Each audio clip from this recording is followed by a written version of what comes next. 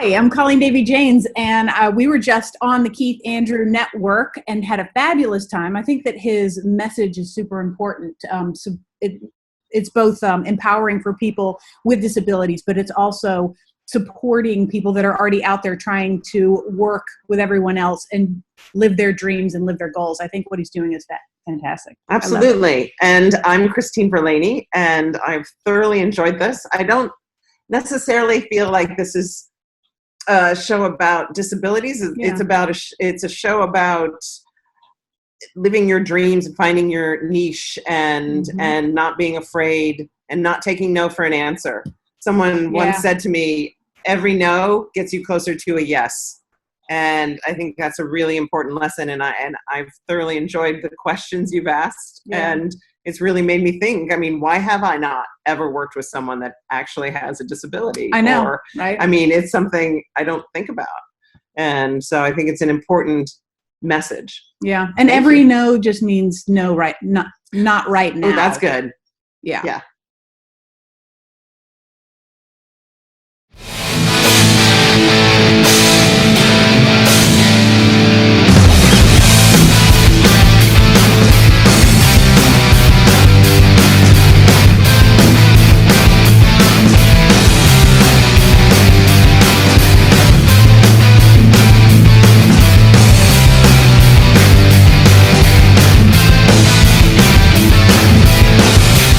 My name is Keith Andrew, and I'm here with Davie James and Ms. Verleny. And I just want to say thank you for being a guest on my talk show.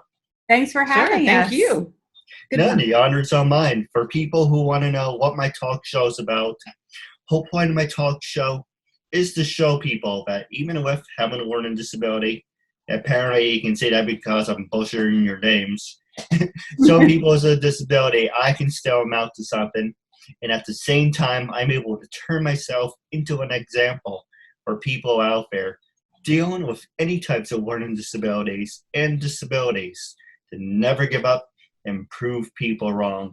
Prove to them that labels do not dictate who you are and who you're going to be. To prove to them you can stand out to something. So that being said, I'm actually in the process of working with a network. They told me to knock down my time to about 28 minutes. So it's got to be the same format, but, you know, it's 28 minutes, whatever. Oh, that's great. But part of the talk show I do want to talk about is people with disabilities. Now, for anyone who wants to know who both of you two are two professional actresses in the business. So the first question I want to talk to you about is disabilities. Have you guys ever worked with, apparently you're working with me, have you guys ever worked with anyone with having disabilities, and are you willing to work with people with disabilities? Yeah, I worked with a fellow who has autism, Ben Dworkin, and he's a fabulous actor and actually is out there all the time. He works in theater a lot, but he also works in film and television, and is very proactive, a lot like you, getting out there and proving people wrong, right? And setting an example for people like him, anyone with a disability, to show that you can do what anyone else can do. So he's fantastic. And then, I mean, obviously I'm happy to work with anyone with disability, non-disability, it doesn't matter. It's really about the story and the role. So if they're, sorry, my computer's making noise, but if they're right for the role, then they're right for the role. It doesn't matter what, supposed limitation they have, because everyone's a human and everyone's got a goal and everyone's got a desire, and they should be able to go for it. No, absolutely. I agree with you 100%. And what about you? How do you feel about it? Well, certainly I agree with Colleen. I know Ben. I've never had the pleasure of working with him, but he's absolutely fabulous. Yeah. Wow, that's a great question. I'm trying to think in all the work I've done. Mm-hmm. I don't think I've ever worked with someone with a disability that I was aware of, but I'm trying to think is there... We've done a lot of projects together and know a lot of, so. Yeah, I have not, but I would certainly be open to it. Yeah. don't have an issue with that at all. Yeah, I think it's definitely an underserved demographic. Yeah. That's for sure. Well, it pleases me to be the first. Yeah. Now, the next question I was going to ask you is, both of you are producers. What were some of your very first projects you ever produced, and would you be interested in doing a film hypothetically about me? Oh, that's a good question. Do you have one written already? And you can just do it based on my talk show and how I got up to this point. Yeah, that's more of a documentary, which is a very valid type of project. I don't usually work in biopics or documentaries. I work in narrative and usually comedy. So one of the first things, I went to film school, and I think the first thing I produced when I came out of film school was like 10 years out of film school, was a short film called Stranger. And it was a little drama, I guess it was just getting my feet wet again to get back into the business.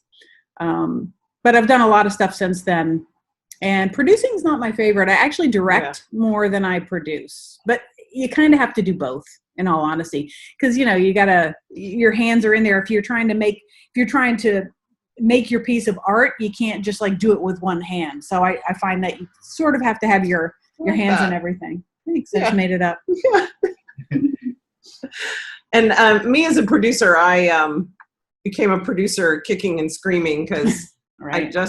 I just wanted someone to hire me to act, and then you begin to realize that in order to serve your own purpose, you need to be more proactive. So over the years, I've worked with other groups of women to produce and serve the female community in theater. I had a theater company that I ran with a couple of other women that focused on female work, not anti-male, but it was written by women, directed by women, produced by women to serve that community. And then just started producing film about 4 years ago now, so that I could have something for my reel, because without a reel, I wasn't getting seen. And so I took the bull by the horns and started to produce my own work. And I haven't done a documentary, to Colleen's point, but if you write the story, we'll read it. Right. Well, it doesn't have to be a documentary. It can be just a film. Any ideas you guys have,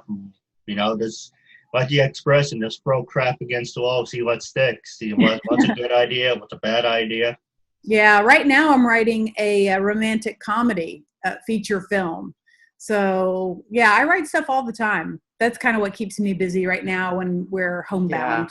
Yeah. When we're social distancing. Yeah, we are. No, We took our temperatures and we're fine. We're fine. I survey you guys were screenwriters. What were some of your favorite films that you wrote down as a screenplay, but it didn't really take off? That we wrote ourselves? Yes. Well, hopefully it still will take off one day, but I wrote a comedy that takes place in Ireland about 3 adult siblings who have to go scatter their mother's ashes in Ireland. And it's a beautiful film. It's gotten a lot of really good coverage. It had some well-known actors attached at one point, but for many, many reasons, it hasn't been made yet. It will one day. But it's a pretty big budget. Now, my next question is, who influenced you to become actresses, and how many years have you been acting? Who influenced us? Who influenced you? Oh God, the first person that pops into my head is Colleen Dewhurst, but that would have come later. So loud. Sorry. We have a street cleaner going by. Sorry.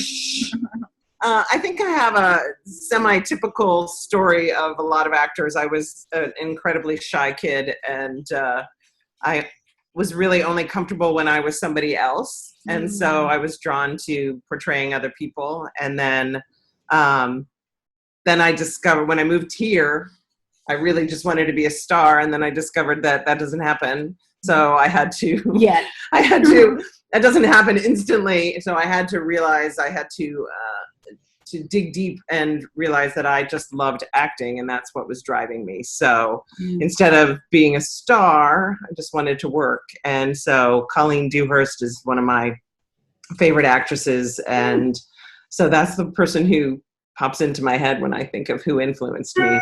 Wow. Her down-to-earth, kind of very like feet on the ground performances. And yeah, so. For me, it's Harrison Ford. I love that. Yeah. I saw him in Star Wars, and when he winked at Princess Leia, I was like, I don't know, just hit me right here. And I was like, what? And then you see the credits roll. When you see the credits roll, you go, wait, what is that? There's like, I see Han Solo, and then there's a name, and I went, that's an actor. And I realized it was a job. And I was like, I want to do that job. And that was kind of it.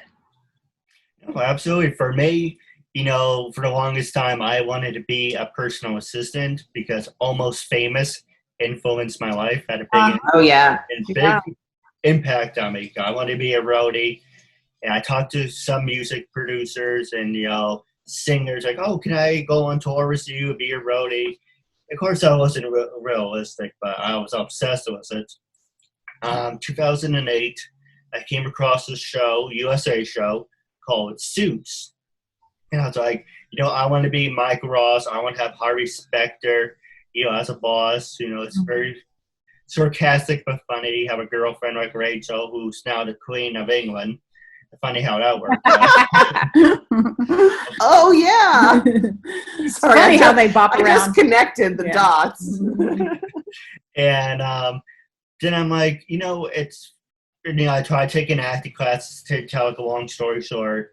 And they were like, oh, well, it's $600 for semester one, then it's another $1,200.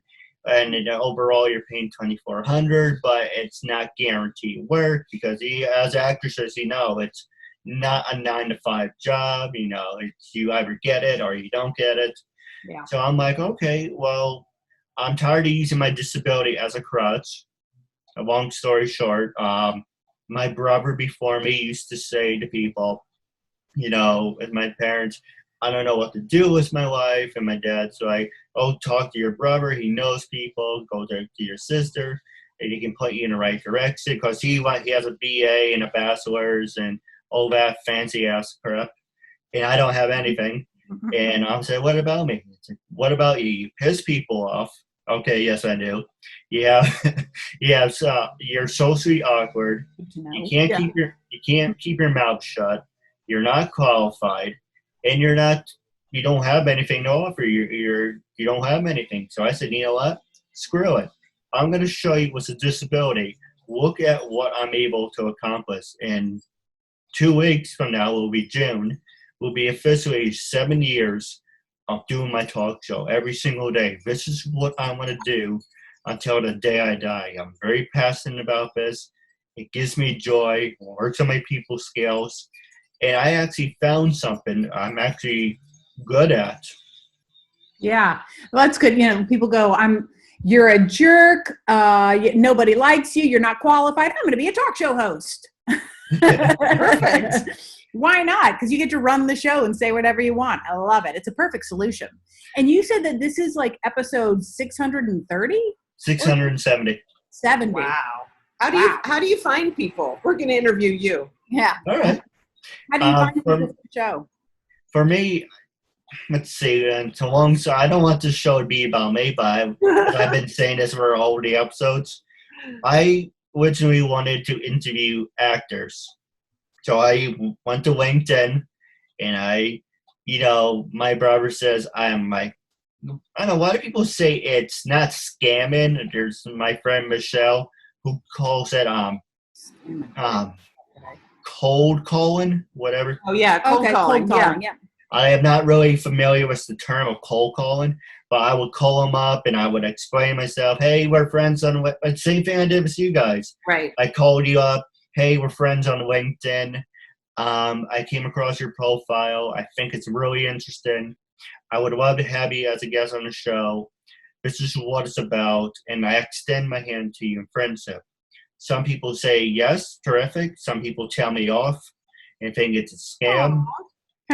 Some people tell me, send me your work. even though when I do send them an episode or something, that's not good enough. We still think it's kind of scammy. And by no stretch of the imagination am I making money off this. Not yet, anyway. But it's not a scam. This is what I want to do for the rest of my life. But it starts with LinkedIn. After LinkedIn, it's Facebook. Facebook, it's a hit and miss. Twitter, Instagram. But my main focus, to be honest, if it wasn't for LinkedIn, I probably wouldn't have gotten where I am for the most part. But then it dribbled down from, Facebook and Instagram and Twitter, all that. Yeah, but I looked somebody up. Yeah. I introduced myself, and hopefully that's good enough. If, it's 50-50, whatever you do in your life. This is really great. You're doing this, but is it, is it a job? Is it a scam? Is it a fraud? Whatever the hell you want to throw it at, there's always going to be someone who's going to try to ruin things. Right. But yes, I call them poo-pooers, and I don't deal with them. She doesn't deal with I don't deal with poo-pooers. No poo-pooers. Just walk away. Walk away. Absolutely. And for one of my, actually the next question I was going to ask you is, what was that one, I know I asked this in the beginning, but I want to ask this in another way. What was that very one person? I know you mentioned Harrison Ford, but what about him influenced you and gave you the motivation to say, it's because of this actor, I want to follow in your footsteps? For me, I'm a big wrestling fan, and my idol is Bret the Hitman Hart. But not talking about, trying to find the words to trip it over myself. My dad's a big influence in my life. He met Tony Bennett. He had lunch with Al Pacino. And my dad was a assistant principal for 36 years. He worked with Tony Bennett's wife, well, girlfriend at the time, now they're married. He met Mayor Giuliani. He went down Canyon Heroes with John Glenn. Oh, wow. He had the Wayans brothers. He met the Wayans brothers. He had Wesley Snipes in his class when he was just a kid. So I used my dad for an inspiration, saying, yes, I always wanted to be a teacher because of my disability. I learn things at a different pace. Mm-hmm. So I try to mirror what my dad does and what my brother does. But it's not going to be a exact copy. It's going to be 10 steps behind, but it's going to be my twist on it. This is my take on it. Yeah. Right. Yeah, exactly. I actually think that's a really good lesson in general, because we don't want to, a big mistake. Yeah, a big mistake you can make is trying to be somebody else. And it took a long time to learn to go into an audition and just be my version of whatever role I was being asked to audition for. So anytime you try to be somebody else, you're probably going to fail unless you're doing an absolute imitation of someone else on purpose. But yeah, I think that's just a valuable lesson in general, is just be yourself and find your way that works. Yeah. Yeah. No, absolutely. Now we're going to take a quick commercial break. And when we come back, I'm going to ask you about social media. And then I'm going to pass the show over to you. Hi, I'm Paisley Blackburn. I'm Ashley Burgess. Hi, my name is Jeanette Abney. Hi, I'm Sharon Spink. Hey, this is Samantha Moore. Hi, I'm Melody Jones. Hi, my name is Becky Yee. Hi, you're watching the Keith Andrew Network. Ladies and gentlemen, welcome back to the Keith Andrew Network. Now it's the last 10 minutes left. I'm going to ask you one hard-hitting question, then I'm going to pass it over to you. With that being said, social media. Can social media make you or break you? With everything you get, with hint of the show is disabilities, right? So with that being said, can social media make you or break you? With everything that you accomplish in your lives, does Facebook, Twitter, Instagram, do these numbers or followers dictate if people should work with you, hire you, and do they dictate your career? Passing the show over to you. Wow. That's a big question. It's a big question. There's a lot in there. There's a lot to unpack. Let's take a look. there's some really like pros and cons and love hates and everything. I mean, I think our easy accessibility and visibility can be a pro, can definitely be something that can be utilized to be seen and heard and showcase yourself. On the other hand, I also think oversaturation can happen and people can stop listening. Yeah. So, I mean, can it make you or break you? It can make you, but there's only certain people who are influencers who have numbers that matter. Right. There are some casting directors will tell you that the number of followers you have matter, and some will go, it doesn't matter at all. Yeah. The only time it matters, I think, and I should try and find some research to prove this, is so like ABC, the networks, they'll have these general auditions. I do wonder before they select a few people to then audition. Like everybody submits and then they pick some people to send in an audition. I wonder how many followers those people have. I'd be curious to check it out. I know someone who got one audition, and I'm going to go peek at her numbers. But I also think that with the amount of noise online, I don't think it can really ruin you. Yeah. At all. Because I mean, look at Trump. He says stupid things all day long, and it hasn't ruined him yet. Sorry if you like Trump. I don't. Or anyone watching this. Move along. So yeah, I don't think it can ruin you. It can only help. And then for me, ultimately, the purpose of it is to put your brand out there. And I'm trying to currently make like my Instagram, before it was like a little more casual and it was just a little bit more like, this is what I'm doing. Hey, I had a spin workout today. And I'm trying to, I guess, bump it up so that it reflects more of my creative style. And that's hard. It's a lot of work, The one thing I was told was your message has to be the same exact thing. So for an example, on Twitter, hey, I'm a video gamer. And then you go to YouTube, oh, I like playing music. And then I'm like, I'm a cartoonist. It's like, what? Yeah. And so you're schizophrenic. But you have to have the same exact message. So I copy and pasted the same thing. I'm a talk show host who happens to have a disability. So if you go LinkedIn, Facebook, Twitter, Instagram, it's the same exact thing. You can't say, hey, I'm a talk show host, I do this, then go with something else like, well, I'm actually an asshole on my free time, and I like doing drugs. You can put that as your tagline. Yeah, exactly. And I'm an asshole in my free time. But those two things kind of not really mix because you give out mixed signals. Yeah. Also, I was told in one request, and I promise I'll pass it to you, it's you have to have a similar format. You can't have private accounts because I tried hiding when I tried doing my talk show, and one of them came across my brother. Said, oh, we came across your brother's work, but why is he hiding? And it's like, well, if you want to be, and because when I first started, I did not want to be seen. I wanted to be the guy behind the camera and focus on the guests. I didn't want to be seen. They're like, well, you can't have it both ways. If you want to be in the public eye, if you want to put yourself out there, you have to make yourself vulnerable. You can't just stick yourself in like a little box in a corner, because I used to use Skype. But you need to put yourself out there. You can't have private accounts. You just say, this is who I am, and you're going to accept me for who I am. Yeah, I mean, I would say that, so I don't use Twitter a lot. And Twitter, I guess, from when I set it up initially, I get a lot of political commentary. I've switched it over, so I definitely get a lot of, sort of Hollywood people, writers, directors, and all that, but they're all usually talking about politics. So I found that my Twitter is my venting place. And I've stopped posting very much on Twitter. I'll reshare, but I used to have a private Twitter.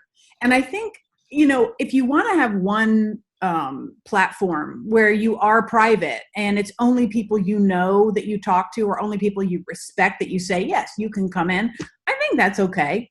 I don't think it's hiding. I think it's just privacy. Yeah. But I think you're also right. If if you want to be in the public eye, you've got to put out a persona, and you got to make fans. And that's the other part of your previous question with the social media is, for us, the numbers just mean fans, so that when I do make a movie, those people will come to the movie. So right now I need more fans. No, I agree. And, yesterday I actually came across, because I network with everyone. Christine, you can agree to this. This is like we said, how we met. I came across a Fox, and I'm now reaching out to big networks. And it's like, oh, you're a Fox 5 producer. I was like, oh, you want to be on my show? Oh, I'm under contract as Fox. I'm like, all right. Would you be interested in interviewing me? Oh, well, you have to go talk to the PR. And I'm like, okay, well, before we hang up, can I tell you something? So I told him the story, saying, I think it's doing great what you're doing, but I don't have control over having on the show. So by having your numbers, anyone can buy numbers. But it's kind of like, I'm not interested in that. Yeah, you want real people. Yes, like I connected with you guys because you're real. Not saying you're real numbers, you're real people. Anyone can buy fake numbers, but it doesn't mean you deserve it or you worked for it. Ask questions and evaluate how you feel. And social media, I definitely have a love-hate relationship with it. Me too. And I feel sometimes it's like high school, how many people like me, and it opens up. You mentioned vulnerability, and vulnerability is a very important aspect of being human, and in particularly, especially with an actor, you have to be able to be vulnerable. But we have so many places where we can be rejected now, and I think social media, sometimes if I'm in that mood, that's how I feel about it. I post something and only 2 people pay attention to it. And it feels like a rejection. Yeah, but that's a mindset that I need to change in myself, or just walk away from it. And so I go in spits and starts with social media, and Twitter is something that I kind of look at.